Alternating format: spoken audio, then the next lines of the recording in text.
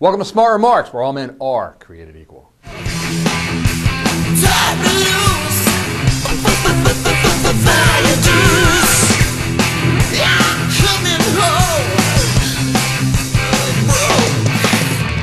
Ago, voters in California passed Proposition 8, which officially defines a marriage as a union between one man and one woman.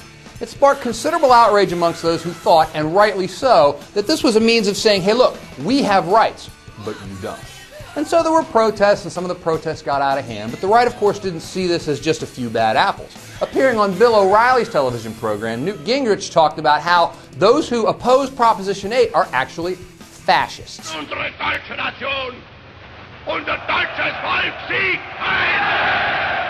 Quote, look, I think there is a gay and secular fascism in this country that wants to impose its will on the rest of us, is prepared to use violence and to use harassment. I think it is prepared to use the government if it can get control of it. I think that it is a very dangerous threat to anybody who believes in traditional religion. I want to talk to you about an issue that is central not just to California, but to our very civilization.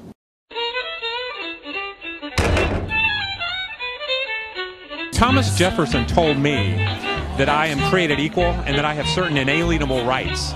Inalienable. Marriage equality is really about civil rights, and that equality for all is a human basic right.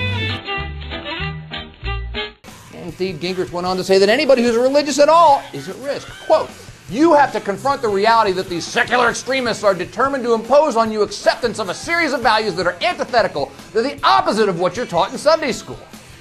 And I thought, well, sure, you know, Sunday school lessons from the guy who served his wife with divorce papers while she was sick in her bed with cancer, you know, or who was having an affair while he was leading the impeachment of President Clinton for lying about an affair. But how is it in Newt's right-wing mind that gays who are simply demanding the same rights as everyone else are totalitarian?